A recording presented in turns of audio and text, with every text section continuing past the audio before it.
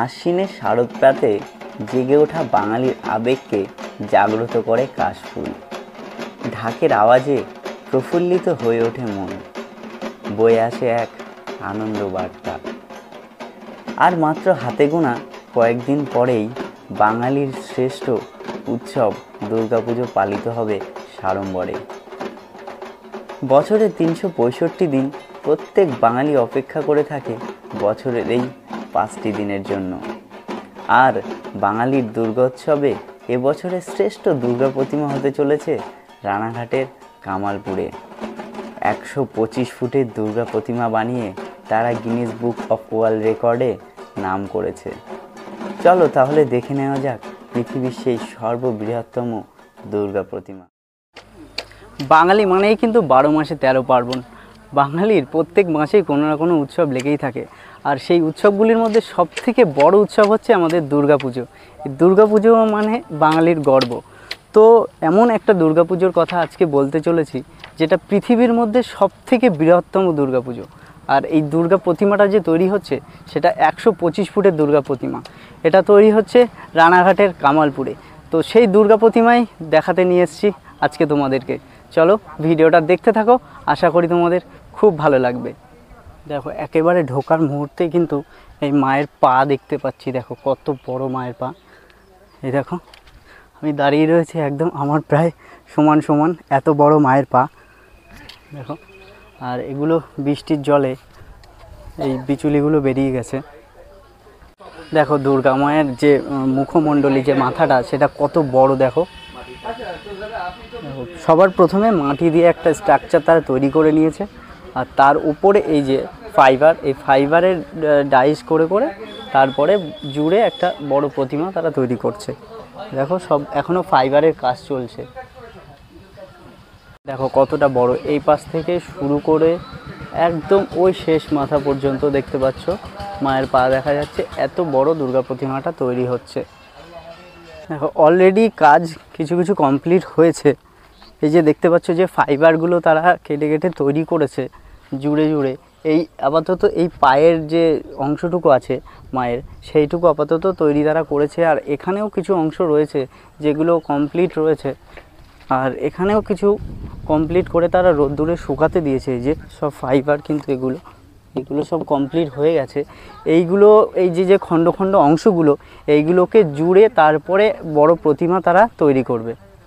দেখো এই পাশ থেকে শুরু করে কতটা বড়, এই দেখো একদম ওই শেষ মাথা পর্যন্ত।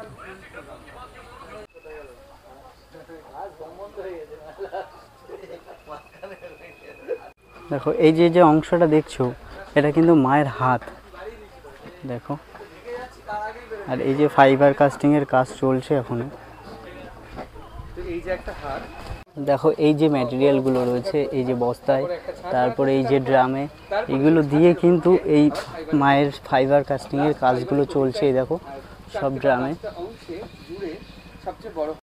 এই যে ঠিক এই জায়গাটায় সেই পৃথিবীর বৃহত্তম দুর্গা প্রতিমা, 125 ফুটের যে দুর্গা প্রতিমা, সেই মণ্ডপটা কিন্তু এখানেই তৈরি হবে। দেখো এই যে মায়ের মণ্ডপটা দেখতে পাচ্ছ, এখানে হচ্ছে প্রতিমাটা তৈরি করছে। আর এখানেই কিন্তু সেই প্রতিমাটাকে দাঁড় করানো হবে, সেই স্ট্রাকচারটা এখানে দাঁড় করানো হবে। এখানেই কিন্তু সেই মণ্ডপটা এখানে তৈরি করা হবে। দেখো পা দিয়ে মারিয়ে মারিয়ে কিন্তু তারা এই মাটির তৈরি করছে। মানে এটা কি পা দিয়ে মারলে বেশি মোলায়েম হবে নাকি? এই মাটিটা কোথায় দেওয়া হবে? অসুরের জন্যে।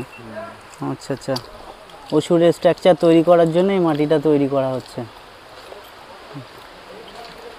দেখো এই দুর্গা প্রতিমা করার জন্যে এই মিস্ত্রিরা অনবরত কিন্তু কষ্ট করেই যাচ্ছে তারা।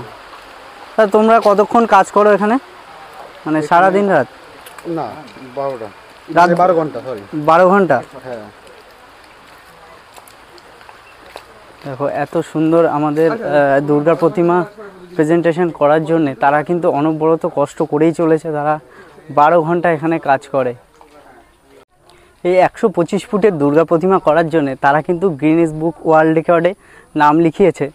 সম্ভবত সেই রেকর্ডটা তারা সম্পূর্ণ করতে পারবে আশা রাখা যাচ্ছে, কারণ এখানে যে প্রস্তুতি দেখছি মানে খুবই বড় দুর্গা প্রতিমা হতে চলেছে। পৃথিবীর সবথেকে বড় দুর্গা প্রতিমা হতে চলেছে।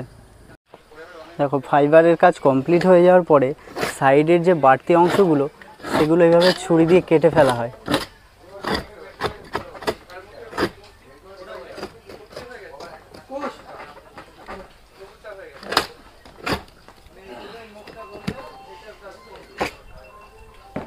তো এই প্রতিমা তৈরির কাজ কিন্তু বৈশাখ মাসে শুরু হয়েছে। বৈশাখ মাসে খুঁটি পুজো হয়েছে, এই 4 মাস ধরে কাজ হচ্ছে।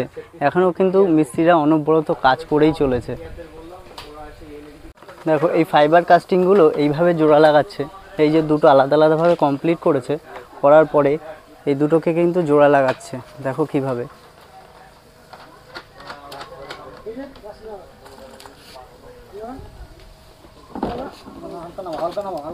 একটা মোটা নাট আর স্ক্রু দিয়ে কিন্তু এই ফাইবার কাস্টিংগুলো জোড়া দেওয়া হচ্ছে। দেখো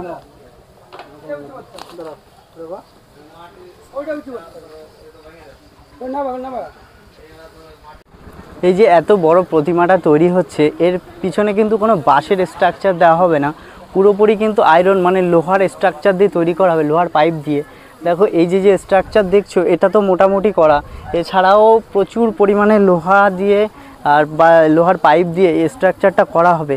পুরো সেফটি মানে নিয়ে তারা কিন্তু এই মানে অনুষ্ঠানে এগিয়েছে। আমার পিছনে এই যে স্ট্রাকচারটা দেখতে পাচ্ছ, এটা কিন্তু অসুর যে থাকবে সেই অসুরের কিন্তু স্ট্রাকচার তৈরি করা হচ্ছে। তো এই যে প্রতিমাগুলো তৈরি করা হচ্ছে এটা কিন্তু 3টে ধাপে তৈরি হচ্ছে। প্রথমে দেখো বাঁশ দিয়ে একটা তারা স্ট্রাকচার তৈরি করছে, আর এই বাঁশের পরে কিন্তু একটা মাটির প্লেট দিয়ে একটা স্ট্রাকচার তৈরি করা হবে, আর সেই মাটির ওপরে কিন্তু আবার ফাইবার কাস্টিং হয়ে একটা স্ট্রাকচার তৈরি করা হবে। তার মানে এই প্রতিমাটা তৈরি করতে কিন্তু 3টে ধাপে তারা তৈরি করছে। আর এই যে স্ট্রাকচারটা দেখছো বাঁশের কাঠামো দিয়ে তৈরি করেছে, এটা কিন্তু অসুরের মাথার স্ট্রাকচার হবে। এই দেখো এত বড় কিন্তু হবে অসুরের মাথা। দেখো দেখো এই যে বিচুলি আর এই যে মাটি, এই বিচুলি আর মাটি যে মিক্স করছে, সেই মিক্স করেই কিন্তু এই যে দেখতে পাচ্ছ তোমরা মাটিটা তৈরি করেছে। এই মাটিটাই কিন্তু বিচুলি আর মাটি মিক্স করে তৈরি করা, যাতে মাটিটা ধসে না পড়ে, শক্ত হয়, সেই জন্যই কিন্তু। এই দেখো কত বিচুলির গাদা এই যে রেখে দিয়েছে কুচো কুচো করে, আর এই যে মাটি তারা পাড়িয়ে পাড়িয়ে তৈরি করছে। দেখো স্ট্রাকচার যেহেতু মাটির উপরে তৈরি করা হয়, এই যে স্ট্রাকচারগুলো তৈরি হয়ে গেছে, আর তারপরে যে মাটিটা লেগে থাকে সেগুলো কিন্তু এই জল দিয়ে এভাবে পরিষ্কার করা হচ্ছে। দেখো স্ট্রাকচারগুলো যেহেতু মাটির ওপর দিয়ে তৈরি করা হয়, মাটির একটা প্রলেপ দেওয়া হয়, তার উপরেই কিন্তু ওই ফাইবার কাস্টিংগুলো তৈরি হয়, আর মাটি লেগে থাকার কারণে এইভাবে পাইপ দিয়ে পরিষ্কার করছে। পরিষ্কার করে তারপরে এই যে রোদ্দুরে শুকাতে দেওয়া হয়েছে সব। তো এই যে তোমরা দেখছো এই যে ভগ্ন অবস্থায় রয়েছে, তার কারণ হচ্ছে এইগুলোর ফাইবার কাস্টিং করা হয়ে গেছে, সেই জন্য কিন্তু এগুলো এই ভগ্ন অবস্থায় পড়ে রয়েছে। অলরেডি এগুলো হয়ে ওখানে ওই যে রোদ্দুরে শুকাতে দেওয়া হচ্ছে, সেই জন্য এগুলো এরকম ভগ্ন অবস্থায় রয়েছে। তো নমস্কার দাদা, আপনি আপনার নামটা কি? আমি সুজয় বিশ্বাস, কামালপুর অভিযান সংঘের পক্ষ থেকে বলছি। আচ্ছা, অভিযান সংঘের আপনি সেক্রেটারি, তাই তো? মোটামুটি ক্লাবের পুজো। আচ্ছা আচ্ছা আর কি। তো এখানে প্রথমেই বলে দিন, এখানে আসতে গেলে সহজ পথে কিভাবে আসবে? আর সহজ পথ তো আমাদের মেন সিটি হচ্ছে রানাঘাট, ঠিক আছে, জংশন বলো এটাই। তো রানাঘাটটাকেই সবাই লোকেট করে এখানে আসছে। তো রানাঘাট থেকে অনেকে যারা ম্যাজিকে আসছে, অটোয় আসছে, তো ওই রানাঘাট স্টেশনের পূর্ব পারে ওখানে ম্যাজিক, অটো, টোটো এগুলো আছে, ওখান থেকে ডাইরেক্ট এখানে চলে আসতে পারবে। সময় কত লাগছে তাও? সময় লাগছে এখান থেকে 13 কিলোমিটার দূরে। এবার রাস্তা টোটো অটো এবার আধ ঘন্টা তো লাগবেই কম করে। সেটা লাগছে, সেটা যেভাবে নিচ্ছে। এবার কেউ যদি অনেকে আর একটা রুটও আছে, চকের মোড় হয়ে আসতে পারবে, মানে ওই একটা রুটেরই, ওটা একটু সময় কম লাগে, কিন্তু ওটা ব্রেক হয়ে যায়। মানে ওখান থেকে চকের মোড় থেকে 1 কিলোমিটার কামালপুরের দিকে ভেতরে ঢুকতে। কিরকম টাকা ভাড়া নিচ্ছে? এটা 30 টাকা ভাড়া, 30 টাকার সম্ভব, ঠিক আছে। এটা আমি তো টোটা। আচ্ছা, এবার আপনাদের যে এইবার পুজোটা করছেন, আপনারা কি প্রতি বছর পুজো করেন? শুনেন, আমাদের এটা 55 বছরের পুজো। 55 বছরের? হ্যাঁ, তো এটা আমাদের পুজোটা এত বড় করে হতো না। আচ্ছা, মানে যেটা পুজোটা হতো নর্মালি যেমনি পুজো হয় সেই পুজোটাই হতো, কিন্তু এই বছর একটা চিন্তা ভাবনা করা গেল যে ধরেন পুজোটা আমাদের সবাই মিলেই একটা সিদ্ধান্ত হলো বড় দুর্গা করতে হবে। বড় দুর্গা? হ্যাঁ, বড় দুর্গা করতে হবে। তো বড়টা আছে আমাদের প্রথম চিন্তা ভাবনা ছিল বাঁশ মাটি দিয়ে মোটামুটি একটা 40 ফুট, 60 ফুট, 70 ফুটের একটা দুর্গা করতে হবে। কিন্তু আমরা এই বড় দুর্গার চিন্তাভাবনায় উঠে আসলো যে আমরা দেখলাম যে বর্তমানে আমাদের তো 88 ফিটের যে দেশপ্রিয় পার্কে যেটা দেশপ্রিয় হয়েছিল। পার্কে যেটা হয়েছিল, তো তারপরে আমাদের বাংলায় আর ওই বড় দুর্গা নেই। ওয়ার্ল্ড বুকের রেকর্ডটা নেই। ওটা আছে এখন বর্তমানে আসামের কাছে। ওটা 100 ফিটের একটা দুর্গা করে, ওটা গ্রিনিস ওয়ার্ল্ড বুকে একটা নাম, গিনেস বুক অফ ওয়ার্ল্ডের নাম। আচ্ছা। হ্যাঁ, তারপর আর একটা স্টাডিও করলাম, দেখলাম একটা দুর্গা মায়ের স্ট্যাচু আছে, সেটা হচ্ছে মরিশাসে, সেটাও দেখলাম 108 ফুটের আছে। 108 ফুট। হ্যাঁ, তো আমাদের তখন চিন্তা ভাবনা হলো, যদিও বা প্রত্যন্ত গ্রাম এখানে, হ্যাঁ চিন্তা ভাবনা তো ধরো সব দিকেই পড়ে থাকে। আচ্ছা। সেই চিন্তা ভাবনা থেকেই আমাদের একটা চিন্তা হলো যে না, বড় দুর্গার খেতাবটা অন্তত আমাদের ওয়েস্ট বেঙ্গলে থাকা দরকার, এবং এইটাকে মানে ধরো যদি আমরা সাকসেস করতে পারবো এই কারণেই, আমাদের গ্রামে অনেক অ্যাভেলেবেল জমি আছে, যেটা আমরা এখানে ফাঁকা মাঠটা দেখাতে পারো, 30 বিঘা জমি আমরা এখানে গ্রামের লোকজন ছেড়ে রেখেছে, ঠিক আছে। 30 বিঘা জমি কি পুরো ক্লাবের জন্য? আপাতত পুজোর জন্য, পুজোর জন্য। পুজোর জন্য সবাই চাষবাস ধরো বন্ধই করে দিয়েছে, সবাই কিছু আছে এগুলো উঠে যাবে। তো সবার যখন মানে এত পুজো যখন হয়ে যাবে তখন আবার চাষ করবে? তখন আবার চাষ করে, শুধু আচ্ছা। পুজোটার জন্যই সবাই চাষবাস বন্ধ রেখেছে। আচ্ছা আচ্ছা। তো যখন এই সুযোগটা আমরা পেলাম, তখন চিন্তা ভাবনা করলাম যে এই বড় দুর্গা করতে হলে আমরা জায়গাটা অ্যাভেলেবেল পাচ্ছি, বিশেষ করে যে ভিড়টা আসে, আমরাও আইডিয়া করতে পারিনি গ্রাম থেকে। প্রথমে যে চিন্তা ভাবনা ছিল যে হ্যাঁ বড় দুর্গা করব, তাতে আর কি হবে, বড় একটা দুর্গাই হবে। হ্যাঁ, কিন্তু আস্তে আস্তে যেভাবে এটা বিশ্বের বড় দুর্গা হয়ে দাঁড়িয়েছে, আবেগটা হয়তো কামালপুরে ছিল, সেই কামালপুরের আবেগটা এখন ওয়েস্ট বেঙ্গলের আবেগ হয়ে সারা দাঁড়িয়েছে, পশ্চিমবঙ্গে ছড়িয়ে সারা গেছে। পশ্চিমবঙ্গের আবেগ দাঁড়িয়েছে। অলরেডি ধরো সোশ্যাল মিডিয়া আর বড় মিডিয়া যারা এসছে, তাতে আমাদের যতটুকু ধারণা, তাতে 3-4 কোটি লোকের হয়তো ভিউয়ার্স হয়ে গেছে সবার। হ্যাঁ হ্যাঁ, তা হবে, অনেক লোক দেখছে তো। অনেক লোক দেখছে। এবার যার কারণে এখন এইটা আর কামালপুরের মধ্যে পড়ে নেই, এটা ধরো রয়েছে এখন বাঙালির আবেগের জায়গায়, আবেগের জায়গা। প্রথমত ভারতের মধ্যে সর্বোচ্চ এবং পৃথিবীর মধ্যে সর্বোচ্চ দুর্গা ঠাকুর হচ্ছে। তো এই মা দুর্গার উচ্চতা কত হতে চলেছে? এটা আমরা যেটা গ্রিনিস ওয়ার্ল্ড বুকে আমরা তো 111 বলেছিলাম, তার তো একটা সিক্রেট রেখেছিলাম যে একটা তার থেকে বড় হবে, কারণ এটা যখন স্ট্রাকচারের সাথে পার্ট জুড়বে তখন কতটা হবে সেটা তো তখনই বোঝা যাবে। মোটামুটি 130 ফুট হবে আনুমানিক একটা ধারণা। 125-এ আমরা অ্যাপ্লাই করেছি গ্রিনিস ওয়ার্ল্ড বুকের জন্য। আচ্ছা। হ্যাঁ, তো সেটাকে তো আমাকে ক্রস করতেই হবে, ঠিক তার আছে। থেকেও বেশি হতে এবার এটাকে আমি পরে বলতে পারবো, এখনই অত বলতে গেলে সমস্যা এসে যাবে, আচ্ছা, ঠিক আচ্ছা, আছে। বুঝতে পেরেছি। তো আমি যতটুকু আমার ধরো প্রশাসন সমস্তটাই সাহায্য করছে, ঠিক আছে। তো পরপর আমাদের প্রশাসনের সাথেও মিটিং হয়ে যাচ্ছে, ঠিক আছে। তো সেইভাবে এটা বাঙালির আবেগের জায়গায় এসে দাঁড়িয়েছে। বাজেট কত থাকছে এবার পুজো? বাজেট দেখো, এই পুজোটা যদি বাজেট ওইভাবে হিসাব করো, ওইভাবে হিসাব তবুও করা তো যাবে একটা না। বাজেট নিয়ে তো লোকে আমি নামে। একটু কথা বলি, ঠিক আছে। ব্যাপারটা হচ্ছে ধরো এটা প্রত্যন্ত গ্রামের। হ্যাঁ হ্যাঁ। এইবার আমরা এখানে যে কাজটা করছি, শিল্পীদের নিয়ে সব কাজটা করছি, এবং শিল্পীরাও আমাদের দিকে তাকিয়ে অতটা বাজেট করেনি, আচ্ছা, কারণ আচ্ছা। কি যে অতটা চার্জও করেনি। তারপরে ধরুন যে এই বাঁশ খুঁটি যে জিনিসপত্রগুলো আমরা গ্রাম থেকে আরামসে পেয়ে যাচ্ছি, হ্যাঁ হ্যাঁ হ্যাঁ হ্যাঁ। তো এই জায়গায় একটা বাজেট আমাদের যদিও বা একটু কম কলকাতা থেকে, যদি এই পুজোটাই কলকাতায় করতে হতো তাহলে তার যা বাজেট থাকতো এখান থেকে 3 গুণ বেশি খরচা হতো। তো আমরা এখানে তারপরেও বলি কাঁচামাল যে যেগুলো, কাঁচামাল সেগুলো বলতে পাওয়া যেত না। কাঁচামাল বলতে আরেকটা যেটা যে বড় কাঁচামাল সেটা আমরা পাচ্ছি না, মানে ধরো আমাদের যে ফাইবার কাস্টিং হচ্ছে, মানে আচ্ছা ধরো আচ্ছা, এই ফাইবার এই যে এটা হচ্ছে ফাইনালি আসছে, ঠিক আছে। আচ্ছা। তোমার এই যে নিচেরটা হচ্ছে ডাইস আছে, ঠিক আছে। এই যে এইগুলো। হ্যাঁ, এটা ডাইসের পরে ধরো তোমাদের এই দুর্গাটা তৈরি করতে গিয়ে, আমাদের এই বিশ্বের বড় দুর্গা তৈরি করতে গিয়ে, সাকসেস করতে গিয়ে আমাদের ধরো তিনটে প্রসেসে 3টে দুর্গা তৈরি হচ্ছে ঘরে। ধরুন মাটি একটা হচ্ছে, মাটি তো এটা নর্মালি মাটি ছাড়া কোনো ঠাকুর হবে না, মাটি দিয়ে তৈরি হচ্ছে, মাটি বাঁশ খড় দিয়ে যেটা তৈরি হয়। তারপরে তৈরি হচ্ছে ফাইবারের এই যে ডাইসটা দেখাতে পারো, ডাইসটা তৈরি হয়েছে। এই ডাইস থেকে ওই পাশে ওই যে কাস্টিংগুলো বেরোচ্ছে, ওই যে সাদা সাদা যেটা আছে ওইটা, আর এগুলো সব পড়ে রয়েছে ডাইস।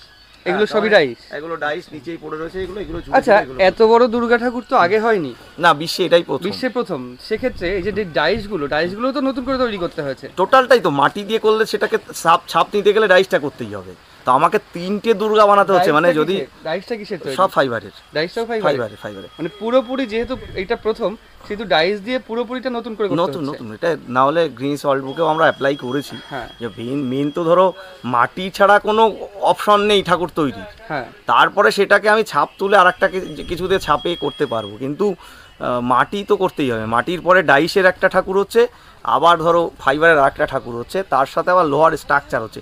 এটা স্বাভাবিকভাবে মানুষ বুঝতে পারে যে কত কষ্টে। হ্যাঁ, তো এটা একটা ছোট মূর্তির দাম কি হয় সেটা গভর্নমেন্ট প্রজেক্ট ছাড়া আসে না, মানে এতটা পরিস্থিতি হয়। কিন্তু আমার গ্রামের লোকজন, ধরো এখানে তো প্রত্যন্ত গ্রামের লোকজন, তাও তারা চেষ্টা করে যাচ্ছে। যাই হোক, আমরা প্রথমে বুঝতে পারিনি যে এইভাবে বাজেট আসতে পারে, কিন্তু এই যে এত উৎসাহ, মানুষ এত উৎসাহ দিচ্ছে, আমরাও উৎসাহিত হয়ে গেছি। আমাদের দেখো এত বড় পুজো, কলকাতার মতো জাঁকজমক পুজো তো না, তো তাও ধরো আমাদের কলকাতার বেশিরভাগই সব দেখো স্পন্সরশিপের পুজো হয় প্রচুর, ঠিক আছে। এবার সেক্ষেত্রে আমরা এখন কোনো অ্যাডভার্টাইজমেন্টও এখানে পাইনি, স্পন্সরশিপে অ্যাপ্লাই করিনি কোথাও, না কোথাও থেকেও আসেও নি, ঠিক আছে। আমরা এখনো ওইভাবে মানে পাইও নি। আচ্ছা, আশা করা যায় চলে আসবে। এখন আমি আশা না আসা অবধি তো আশা করতে পারছি না, ঠিক আছে। তো যাই হোক, এখন আমাদের যে প্রসিডিওরে চলছে, আমাদের গ্রামের লোকজনই সব সহযোগিতা করে এখনো করছে। মানে প্রথমবার এই এত বড় দুর্গাপুজো করছেন, তা মানুষজন কেমন হেল্প করছে, মানুষজনের ভালোবাসা কি কেমন পাচ্ছে? ভালোবাসা যদি বলেন যে এই দেখতেই পাচ্ছেন সব সময় দেখুন লোক আসতেই আছে, ঠিক আছে। তো একটা প্রত্যন্ত গ্রামে র্যান্ডাম লোক আসছে, ঠিক আছে।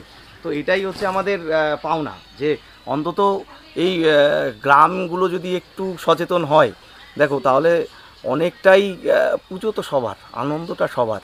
আমরা দেখো সবাই গিয়ে গ্যাদারিং করি হয়তো শহরের দিকে, এটা অন্যভাবে না নেওয়াই ভালো। না না না, ঠিক আছে, কিন্তু সেটা এবার আশা করা যায় এখানে ভালোই দর্শক আসবে। এটা তো আমরা যেভাবে ট্রেন্ড দেখছি, এবং আমাদের সাথেও দেশ থেকে, দেশের বাইরে থেকেও অনেকজনে যোগাযোগ করছে যে আমরা আসবো। তো আমরা আশা করতেই পারি একটা ভিড় এখানে আসবে, কিন্তু এই নয় যে আমার এই যে কোনো বড় ক্লাবের সাথে আমাদের কম্পিটিশান নেই, মানে আমরা পারবো না, ওটা কম্পিটিশানটা আসবে না আমাদের সাথে, কারণ আমাদের ফান্ডের যোগান অতটা নেই। আচ্ছা, আমরা শুধুমাত্র একটা আবেগে তৈরি হয়ে আবেগের মতো করে এখন এটা ট্রেন্ড হয়ে গেছে, ঠিক আছে। আচ্ছা, এখানে যে শিল্পীরা রয়েছে, তারা কি সব এখানকার না বাইরে? সবই আমাদের লোকালে, এই যে এখানে রয়েছে শিল্পীরা। আচ্ছা, সরেন, এই যে সব দাদারা বসে রয়েছে, নীতিশ বাবু আছেন, ওই যে প্রশান্ত বাবু আছেন।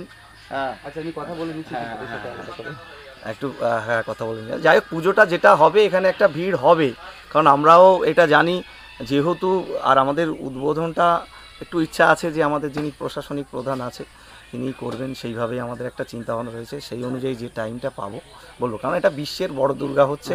হ্যাঁ, তো এখানে আমরাও চাইবো বড় কেউই করুক, ঠিক আছে। আচ্ছা, যারা দর্শকরা আসবে, দর্শকদের উদ্দেশ্যে কোনো বার্তা দিতে চান তো দর্শকরা আসুক সুষ্ঠুভাবে, অন্তত আমরাও চাইবো তাদের যেন কোনো অসুবিধা না হয়। এখানে একটু গ্রামে কষ্ট হবে, কিন্তু আসলে পরে এখানে মানে অন্তত আনন্দ উপভোগ হবে। বিশ্বের সবথেকে বড় দুর্গা হচ্ছে, তার সাথে লাইটিং এর একটা ব্যবস্থা থাকছে, লেজার শো এর একটা ব্যবস্থা থাকছে। যখন পুরো হয়ে যাবে তখন অবশ্যই রাতের বেলা আসবো। হ্যাঁ হ্যাঁ হ্যাঁ, পারফেক্ট হবে, একেবারে মোটামুটি পারফেক্ট হবে এখানে। তো তোমরা দেখলে যে 125 ফুটের দুর্গা প্রতিমা কিন্তু তৈরি হচ্ছে। তো প্রথমেই বলে দিই যে এখানে তোমরা কি করে আসবে। রানাঘাট স্টেশন থেকে টোটো করে কিংবা অটো করে মাত্র 10 থেকে 12 কিলোমিটারের রাস্তা, খুব সহজেই চলে আসতে পারো মাত্র 20 থেকে 30 টাকার বিনিময়ে। তো এই যে দেখতে পাচ্ছ 125 ফুটের দুর্গা প্রতিমা, এটা কিন্তু পশ্চিমবঙ্গ নয় তথা সারা পৃথিবীর মধ্যে সবথেকে বৃহত্তম দুর্গা প্রতিমা হতে চলেছে। এটা আমাদের পশ্চিমবঙ্গের কিন্তু গর্ব যে আমাদের পশ্চিমবঙ্গে এত বড় দুর্গা প্রতিমা হতে চলেছে। তো এটা কিন্তু গ্রিনস বুক অফ ওয়ার্ল্ড রেকর্ডে নাম করবে, সেই জন্য তারা অ্যাপ্লাই করে দিয়েছে। আশা করি সেটা হয়ে যাবে। তো এত বড় দুর্গা প্রতিমা কিন্তু এই প্রথম। তো তোমাদেরকে সবাইকে স্বাগত জানাই যে এই দুর্গা প্রতিমাটা তোমরা দেখতে আসো। আর আমার এই ভিডিওটা তোমাদের কেমন লেগেছে তোমরা কিন্তু অবশ্যই আমাকে কমেন্ট করে জানিও। আর ভালো লাগলে লাইক, শেয়ার এবং সাবস্ক্রাইব করে দিও। দেখা হবে তোমাদের সাথে পরের একটা ইন্টারেস্টিং ভিডিওতে। আজকের পর্যন্ত টাটা।